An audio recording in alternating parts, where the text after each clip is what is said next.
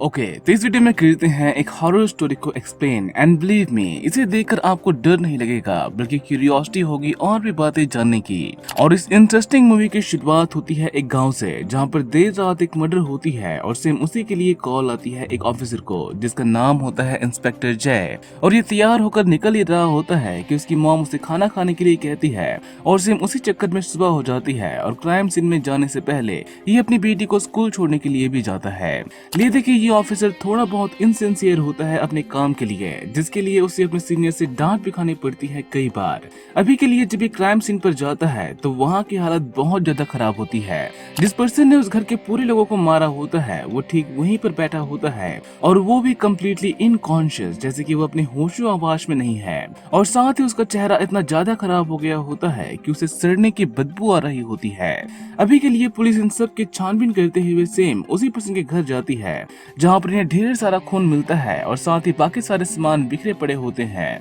जिससे कंक्लूड करते हैं कि उसने पहले विक्टिम को वहाँ पर बुलाया होगा फिर उसे मारकर उसकी बॉडी को घसीटते हुए उसके घर ले गया होगा जहाँ पर उसने उसकी वाइफ को भी मार डाला। साथ ही इन्हें उसी के घर में एक घोंसला दिखाई देता है। एटलीस्ट वो जगह ऐसी लगती तो है जैसे कि वहाँ पर कोई रिचुअल किया गया हो। अभी के लिए सीन शिफ्ट होती है जंगल की तरफ जहाँ पर एक पर्सन को एक जाल में फंसा हुआ हिरन दिखाई देता है जो कि मर चुका होता है शायद, इसलिए वो उसे छुड़ाकर अपने कंधे पर लादने की कोशिश करता है ताकि उसे अपने साथ ले जा सके। बट इम्बैलेंस होने की वजह से वो वहीं पर गिर जाता है और पहाड़ से लुढ़कते लुढ़कते वो सीधा पत्थरों के बीच टकराता है और वहीं पर हो जाता है वो बेहोश। और जब इसकी आंख खुलती है तो इसे थोड़ी बहुत आवाजें सुनाई देती है और ये देखता है कि एक ओल्ड मैन सेम उसी हिरन को कच्चा ही खा रहा है और वो भी अपने मुंह से जानवरों की तरह, जो कि कुछ देर बाद उसके बैग से सामानों को निकालकर बाहर फेंकने लगता है जिससे ये भी उसे ऑब्जर्व करने लगता है पत्थरों के पीछे छुपकर। पर पता नहीं कैसे ये पर्सन उसे देख लेता है जिससे ये भी डरकर दुबक जाता है ताकि वो उसे देख न ले। और उसके दोबारा देखने पर वो पर्सन वहाँ पर नहीं होता जो कि कुछ देर बाद जानवरों की तरह गुर्राते हुए बाहर आता है ठीक उसी के ऊपर अटैक करने। और यही सारी कहानी सुना रहा होता है एक ऑफिसर, जिसका मतलब हम ये निकाल सकते हैं कि वो पर्सन अभी भी जिंदा होगा तभी ये सारी कहानी इस तक पहुंची। और ये कहानी होती है एक जापानीज पर्सन की जो कि कुछ हफ्ते पहले गांव में रहने आया होता है और सेम उसी गांव में रहता है जंगलों के बीच कहीं पर। अभी के लिए ऑफिसर जय इन सबको दकियानुसी कहानी बताकर टाल देता है और ठीक यहीं पर लाइट बंद हो जाती है बारिश की वजह से। और सीन यहाँ पर कुछ ऐसा होता है कि बाहर आंधी तूफान आ रही होती है और साथ ही बिजली भी कड़क रही होती है जोरों से। तो वहीं ये सब मोमबत्ती और टॉर्च ढूंढने लगते हैं ताकि वो थोड़ी बहुत रोशनी कर सके उस ऑफिस के अंदर। और तभी जय की नजर दरवाजे पर जाती है और वो डर से कांपने लगता है क्योंकि दरवाजे पर खड़ी होती है एक भयानक सी औरत और वो भी पूरी तरह से नेकेड, जिसे तो उसका दूसरा साथी भी देखकर डर जाता है। बट कुछ देर बाद जब वो हिम्मत करके बाहर जाता है उसे भगाने तो वो लेडी वहाँ पर नहीं होती।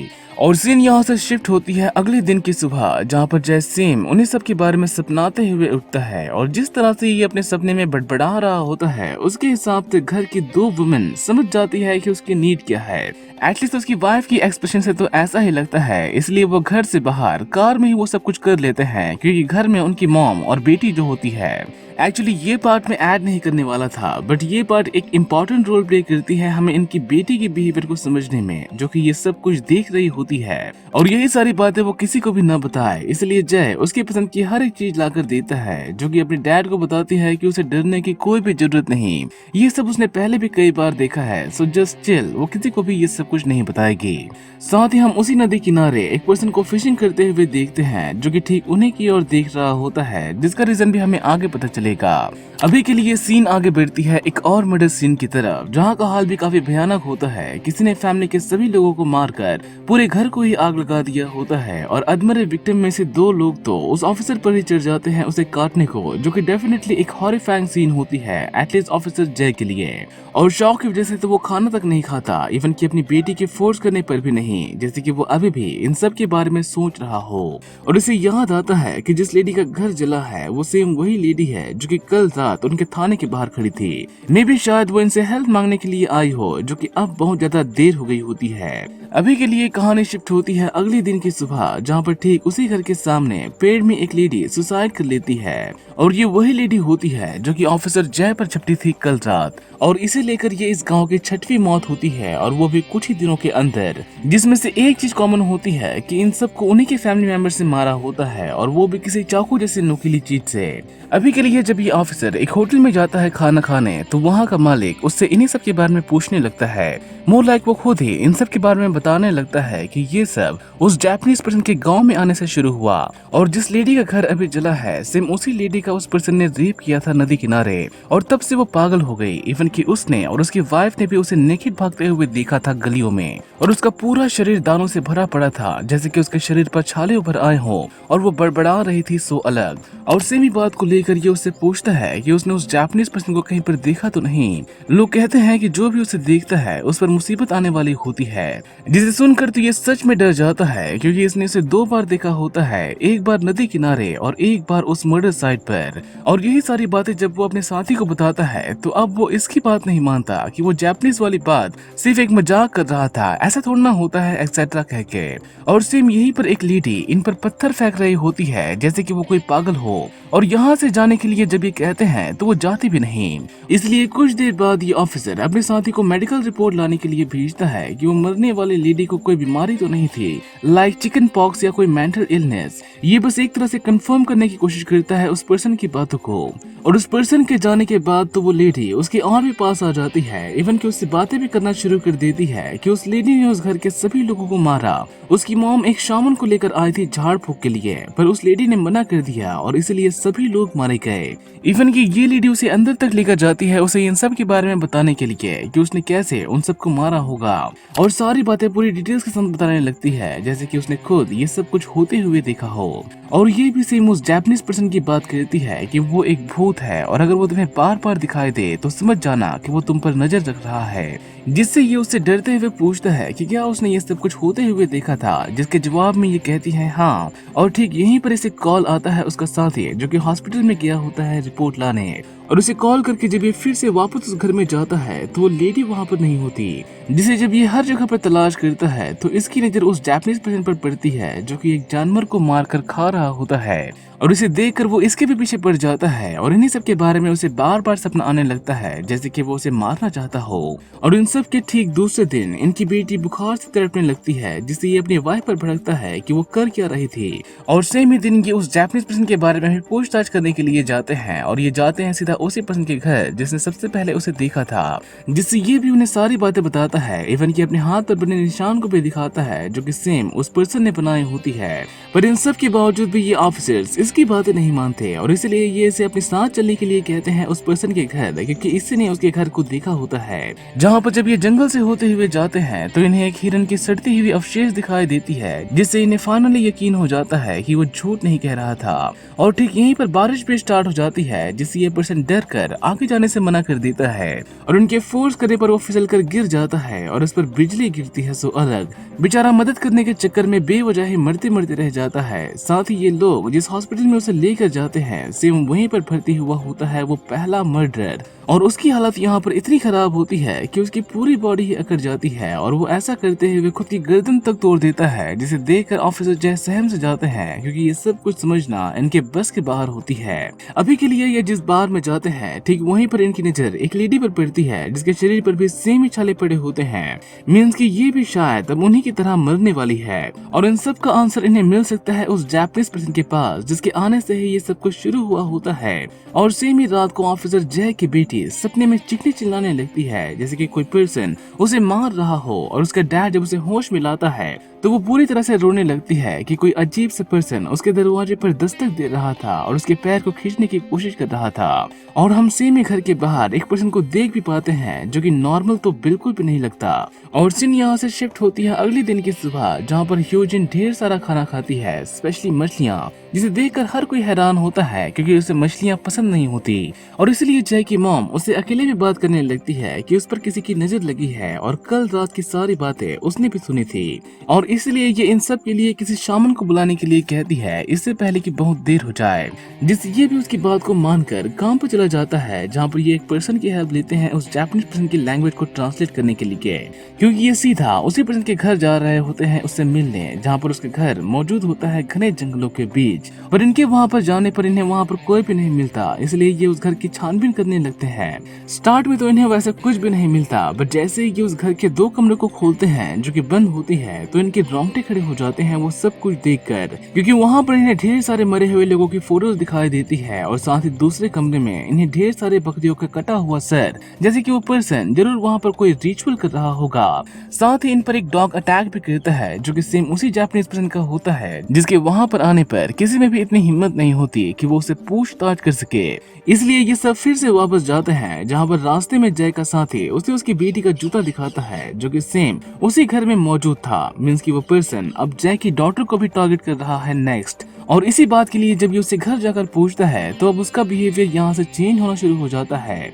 और गुस्से में आकर वो इस पर चीखें चिल्लाने लगती है कि जैसे इसने कोई गलती कर ली हो इससे ये सब कुछ पूछकर, जिससे ये और भी परेशान हो जाता है और साथ उसके बिहेवियर को देखकर उसकी वाइफ भी। इसलिए जय रात को उसके रूम में एंटर करता है तलाशी लेने के लिए और उसके बुक्स और किताबों को देखने लगता है, जहाँ पर उसे बहुत सारे डिस्टर्बिंग ड्राइंग्स दिखाई देती है। इसलिए जय थोड़ा सा डर जाता है और डरते हुए उसके शरीर को देखने लगता है कि कहीं उसके शरीर पर वो दाने तो नहीं। और सच में अब उसका पूरा शरीर दानों से भरा पड़ा होता है और कुछ देर बाद वो उठ भी जाती है, जो कि स्टार्ट में तो इसे शांत होकर बात करने लगती है, बट बाद में वो इस पर गाली गलौज करने से पीछे नहीं हटती। यहाँ तक कि वो इन्हें मारने की धमकी भी देती है, जो कि डेफिनेटली इनकी बेटी तो नहीं कहती। साथ ही जय की मॉम उसे बताती है कि आज वो एक शामन से मिली थी जिसने उसे बताया कि ह्यूजेन किसी शैतान का साया है और जल्दी ही उसे रोका नहीं गया तो पूरा घर लाशों से भरा पड़ा होगा। इसलिए ये अगले दिन फिर से उस पर्सन से मिलने के लिए जाता है और उसका पासपोर्ट और बाकी सारी चीजें देखकर उसके वहाँ पर आने का रीजन पूछता है, जिसके लिए वो कहता है कि वो वहाँ पर घूमने के लिए आया है। साथ ही उसने उन सारी फोटोज को भी जला दिया होता है, इसलिए जय के हाथ कुछ भी नहीं लगता। इसलिए जय उसे यहाँ से इमीडिएटली जाने के लिए कहता है, नहीं तो उसके लिए ये सब कुछ ठीक नहीं होगा। बट ये तो इस तरह से बिहेव करने लगता है जैसे कि ये उसकी बात को सुन ही नहीं रहा हो। इसलिए जय अंदर जाकर उसकी सारी मूर्तियों और तंत्र मंत्र की चीजों को तोड़ने फोड़ने लगता है, इवन कि उसके कुत्ते को भी मार डालता है जब वो उसे काटने के लिए आगे बढ़ता है। और ये तबाही मचाने का सिर्फ एक रीजन होता है उसकी बेटी, जो कि इसकी वजह से अब परेशान होती है और सेमी बात के लिए ये उसे आज की आज ही गाँव से जाने के लिए कहता है, नहीं तो वो उसे भी मार डालेगा। पर इन सब का नतीजा बिल्कुल भी अच्छा नहीं होता जय के लिए, क्योंकि अगली सुबह उनके घर के सामने एक बकरी को काट कर लटका दिया जाता है और सेम ही दिन जैक की आधी बॉडी पैरालाइज हो जाती है, जिसे जब ये हॉस्पिटल लेकर जाते हैं तो डॉक्टर उसे एक्यूपंक्चर से ठीक करने की कोशिश करते हैं, जो कि शायद थोड़ी बहुत काम भी करती है। पर जब ये घर वापस जाते हैं तो ह्यूजिन ने एक लेडी को मार डाला होता है और जब इन्हीं सब के लिए जय का साथी आता है तो वो भी बुरी तरह से डर जाता है इन सब की वजह से, क्योंकि उसके साथ भी सेम ही हो रहा होता है। जब से वो दोनों उस जापानीज के घर से वापस आए होते हैं तब से उसे डरावने सपने आ रहे होते हैं और उसका पूरा शरीर दर्द से कांप रहा होता है। इसलिए इन सब का जिम्मेदार वो उस जापानीज को ही मानता है। अभी के लिए एक शामन को बुलाया जाता है ताकि ह्यूजिन से उस पर्सन का साया उतारा जा सके, जो कि आते ही घर की छानबीन करने लगता है ताकि उसे कोई वुडू डॉल या फिर कोई सिमिलर चीज मिल जाए। और एक जार को तोड़ने पर उसमें से निकलता है एक ब्लैक क्रो, जिसका यूज करके ये सब कुछ किया गया होता है। और सेम चीज को रोकने के लिए ये भी रिचुअल स्टार्ट कर देते हैं और ये आवाजें इतनी ज्यादा इंटेंस होती हैं कि ये पूरी तरह से आपको जकड़ लेंगी, जैसे कि आप खुद वहाँ पर मौजूद होकर वो सब कुछ देख रहे हों। स्पेशली गांव में रहने वाले लोग इसे ज्यादा रिलेट कर पाएंगे, क्योंकि मैं पर्सनली ये सब कुछ देख चुका हूँ लगभग 10-12 साल पहले। शहर में तो ये सारी चीजें देखने को ही नहीं मिलती। अभी के लिए इन सब के खत्म होने के बाद ये पर्सन जैसे उस पर्सन के बारे में पूछता है जिसको उसने रिसेंटली डिस्टर्ब किया हो, जिसे स्टार्ट में तो इसे कुछ समझ में नहीं आता कि वो किसके बारे में बात कर रहा है, बट जल्दी ही इसके दिमाग में वो जापानीज पर्सन आता है जिसके घर में जाकर इसने तोड़ फोड़ की थी। और जैसे ही ये उसे उसके बारे में बताने लगता है तो ये पर्सन उसे एक स्पिरिट बताता है कि वो सबसे खतरनाक स्पिरिट है, जिसके लिए जब ये भी कहने लगता है कि वो तो एक इंसान है क्योंकि उसका एक शरीर है, तो ये उसे ढेर सारी बातें बताने लगता है कि जिस गांव में वो पहले रहता था वहाँ पर भी सेम ही घटनाएं हुई थी और तब तक नहीं रुकी जब तक कि वो सभी गांव वाले मर नहीं गए। और इन सब को रोकने का बस एक तरीका है, उसे इस गांव से बाहर भगाना या फिर उसे मारकर खत्म कर देना। अभी के लिए सेम उसी गांव में एक और फैमिली की मौत होती है। किसी पाक चुंग बे नाम के पर्सन ने अपनी पूरी फैमिली को मार दिया होता है और सेम उसी पर्सन की बॉडी को ये जापानीज पर्सन देखता है जो कि कार में मरकर सड़ रही होती है। तो वही जय को ये पर्सन कहता है कि इन सब को रोकने के लिए उसे एक बहुत बड़ी रिचुअल करनी होगी और इसलिए उसे कुछ चीजों को खरीद कर लाने के लिए कहता है। तो वहीं ये भी कुछ मुर्गियों को खरीदने के लिए जाता है, पर्टिकुलरली ब्लैक कलर की मुर्गियों को। मीन्स कि ये भी कोई रिचुअल करने वाला है और इस पर नजर रखी हुई होती है एक लेडी। और उन दोनों की रिचुअल स्टार्ट होती है रात होने पर और दोनों ही टाइम के साथ साथ एग्रेसिव होते जाते हैं। और जैसे ही जानवरों की बलि देना शुरू होती है तो सबसे ज्यादा तड़पने लगती है ह्योजिन। इसकी हालत तो शब्दों में बयां ही नहीं किया जा सकता, इतनी ज्यादा बुरी होती है। तो वहीं इस पर्सन के रिचुअल से फिर से जिंदा होता है पाक चुनबे, बट इससे पहले वो अपनी सारी रिचुअल को पूरी कर पाता और शामन का तंत्र मंत्र इस पर भी काम करने लगता है। अब एक तरफ जहाँ पर ये दर्द से तड़प रहा होता है तो वहीं दूसरी तरफ ह्यूजिन काफी बुरा हाल हुआ जा रहा होता है उन सब की वजह से। और जैसे ही वो अपने डैड से रिक्वेस्ट करती है ये सब कुछ बंद करवाने के लिए, तो वो उसकी बात मानकर सीधा बाहर भागता है उन्हें रोकने के लिए और सब कुछ तोड़ने फोड़ने लगता है, जिससे ये भी अपने रिचुअल को आधा अधूरा छोड़ देते हैं। जिसकी ऐसा करते ही वो पर्सन फिर से ठीक हो जाता है, बट ह्यूजिन की कंडीशन बिल्कुल भी ठीक नहीं होती और उसे जब ये हॉस्पिटल लेकर जाते हैं तो उसकी पूरी बॉडी अकड़ से जाती है। बड़ी घोर संकट आन पड़ी होती है इन सब पर, लेकिन करे तो करे किस पर, इन्हें कुछ भी समझ में नहीं आ रहा होता। इसलिए अगले दिन की सुबह ये अपने साथियों के पास जाता है हेल्प मांगने और सब कुछ बताकर वो उन्हें अपने साथ चलने के लिए कहता है उस जापानीज को मारने के लिए, क्योंकि यही एक रास्ता अब उसे नजर आ रहा होता है अपनी बेटी को बचाने का। तो वहीं ये पर्सन भी अगली सुबह होते ही जंगल की ओर भागता है और भागते भागते उस गाड़ी के पास जाता है जिसमें पाक जुन बे की सड़ती हुई लाश पड़ी थी, जो कि अब वहाँ पर नहीं होती। तो वहीं ये लोग उसी को मारने के लिए हर एक चीज लेकर घर के कोने कोने की तलाश करते हैं, जो कि उन्हें वहाँ पर नहीं मिलता। और ठीक यहीं पर आता है वो पाक जुनबे, जो कि अब एक तरह से ज़ॉम्बी बन चुका होता है और इन सब पर टूट पड़ता है इन्हें मारने के लिए। इवन तो ये मूवी ज़ॉम्बी मूवी नहीं है, बट ये सीन आपको कम्प्लीटली सेमी लेवल की फील देगी और इनकी फायर सीन भी काफी लंबी चलती है क्योंकि वो पर्सन मरने का नाम ही नहीं लेता। और ठीक इन्हीं को छुप कर देख रहा होता है वो जापानीज पर्सन, जिनके आने के कुछ देर बाद वो ज़ॉम्बी खुद ब खुद ढेर हो जाता है वहीं पर। और जैसे ही इनकी नजर उस जापानीज पर पड़ती है तो वो एक बार फिर से भागता है जंगल की ओर, जिसके पीछे ये सब भी भागते हैं उसे मारने, पर ये उसे पकड़ नहीं पाते क्योंकि वो पर्सन गिर कर पत्थरों के नीचे ही छुप गया होता है। और यहाँ पर भी सेम उसे देख रही होती है वो लड़की, जैसे कि वो इसका पीछा कर रही हो काफी टाइम से, जिसे देख कर ये थोड़ा बहुत डरा हुआ होता है किसी वजह से। अभी के लिए ये सब भी निराश होकर वहाँ से निकल रहे होते हैं क्योंकि ये अभी तक उसे मार नहीं पाए होते। पर रास्ते में जब इनकी गाड़ी इम्बैलेंस होती है तो आसमान से कोई चीज गिरती है इनकी गाड़ी पर,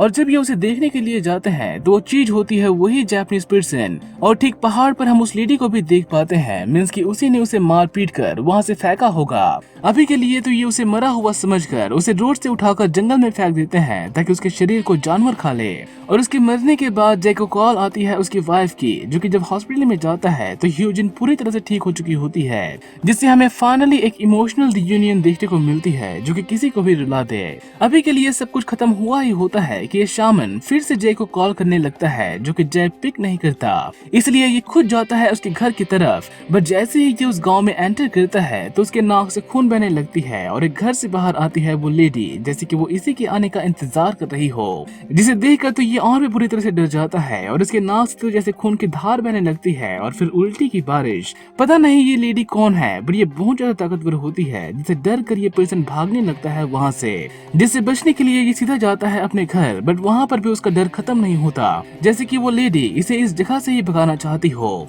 और ये भी अपना सब कुछ पैक कर रातों रात वहाँ से भागने लगता है, जहाँ पर रास्ते में भी इस पर कीड़ों के द्वारा अटैक होती है, इसलिए ये बुरी तरह से डर चुका होता है इन सब की वजह से। इसलिए ये एक बार फिर से जय को कॉल करने लगता है, जो कि गया होता है ठीक उसी के घर, जिससे ये कहता है कि उसे बहुत बड़ी गलती हो गई है। वो जापानीज आदमी कोई घोष नहीं है, बल्कि वो लेडी ये सब कुछ कर रही थी। वो जापानीज तो एक शामन था सेम उसी की तरह, जो कि उस गांव से उसे भगाने के लिए आया था। और यही सारी बात सुनकर ये भी उस लड़की के बारे में बताने लगता है, क्योंकि इसने उसे कई बार देखा होता है। और जैसे ही ये घर वापस पहुंचता है तो ये देखता है कि उसकी बेटी एक बार फिर से गायब होती है अपने घर से, और उसी की तलाश करने के लिए वो एक बार फिर से बाहर चला जाता है। तो वहीं जय का साथी भी अपनी पूरी फैमिली को मार चुका होता है, और इन सब को देखकर ये पर्सन सोचता है कि वो जापानीज पर्सन अभी भी नहीं मरा होगा, इसलिए ये अकेले ही उसे मारने के लिए निकल जाता है उसके घर की तरफ। और जंगल से होते हुए वो एक गुफा में एंटर करता है, जहाँ पर वो जापानीज अभी भी जिंदा होता है। तो वहीं जय पूरे गाँव में अपनी बेटी की तलाश करता हुआ भागने लगता है इधर से उधर,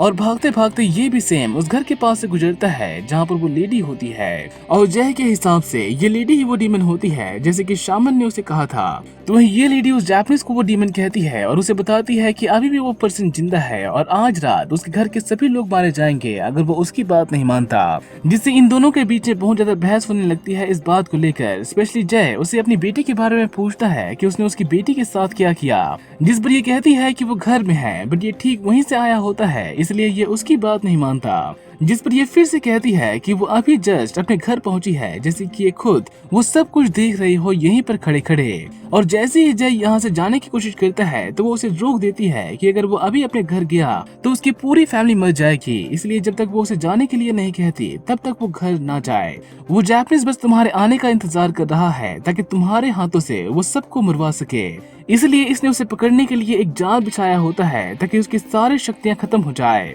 तो वहीं ह्यूजन सच में अपने घर में वापस आ चुकी होती है और फिर से सारा खाना निकाल कर वो खा रही होती है जैसे कि वो जन्मों जन्म की भूखी हो। तो वहीं वो शामन जय को कॉल करके अपने घर जाने के लिए कहता है कि उसके पास यही एकमात्र रास्ता है अपनी फैमिली को बचाने के लिए, और स्पेशली वो उस पर्सन की बात ना माने। तो वहीं ये लेडी उसे यहाँ से ना जाने के लिए कह रही होती है बट जब फिर भी उसकी बात नहीं मानता तो ये उसकी हाथ पकड़कर उसे कहती है कि जब तक वो मुर्गा 3 बार आवाज नहीं लगाता तब तक के लिए वो बस यहीं पर इंतजार करे। तो वहीं गुफा के अंदर उस जापानीज प्रिंस के सामने खड़ा होता है सैम और ये उसे अपना असली चेहरा दिखाने के लिए कहता है कि एक बार अगर वो उसे अपना असली रूप दिखाएगा तो वो उसे ऐसे ही छोड़कर चला जाएगा, वो उसे बिल्कुल भी हार्म नहीं करेगा। और बातों ही बातों में वो मुर्गा 2 बार ऑलरेडी आवाज लगा चुका होता है बट तीसरी बार आवाज सुनने का पेशेंस जय के अंदर नहीं होता। इवन कि जब ये लेडी उसका हाथ पकड़कर उसे रोकती है तो उसके बावजूद भी ये नहीं रुकता। तो वहीं वो जापानीज पर्सन सैम की फोटो खींचने लगता है अपना ट्रू फॉर्म दिखाने से पहले और उसे कहता है कि गुफा के अंदर वो आया तो है बट वहाँ से वो निकल नहीं पाएगा। और जैसे ही जय अपने घर में एंटर करता है तो उस लेडी का बनाया हुआ रक्षा कवच टूट जाता है और उसे अपनी मॉम और वाइफ की डेड बॉडी दिखाई देती है जिसे उसकी बेटी ने मार डाला होता है। और सीन जब उस जापानीज की तरफ शिफ्ट होती है तो सच में वो पर्सन एक डीमन का रूप लेकर सामने आता है जो कि अभी भी फोटो खींच रहा होता है उस पर्सन का। मींस कि वो लेडी सच कह रही थी और मे बी वो उस गांव को प्रोटेक्ट कर रही हो उस डीमन से। अभी के लिए कुछ देर बाद वो शामन जय के घर आता है और बिना किसी चीज को हाथ लगाए वो उन सब की फोटो खींचकर वहाँ से चला जाता है। और इसके अलावा भी उसके पास और भी बहुत सारे फोटोज होते हैं जिससे अगर हम ये कहें कि ये भी उस डीमन का एक साथी है या फिर सेम उसी डीमन की तरह एक डीमन है तो ये बात शायद गलत भी नहीं होगी। अभी के लिए ये स्टोरी यहीं पर हो जाती है खत्म, जिससे हम उम्मीद कर सकते हैं कि आगे की स्टोरी हमें दूसरे पार्ट में देखने को मिलेगी अगर इसका कोई दूसरा पार्ट आया तो। And I hope you guys enjoyed this story. Subscribe for more interesting stories like that and turn on the notification bell for the latest videos. और कमेंट करके आप मुझे कुछ मूवीज को सजेस्ट कर सकते हैं ताकि मैं उसे एक्सप्लेन करके आप सबको एंटरटेन कर सकूं। Till then मिलते हैं जल्द ही। Have a great day ahead.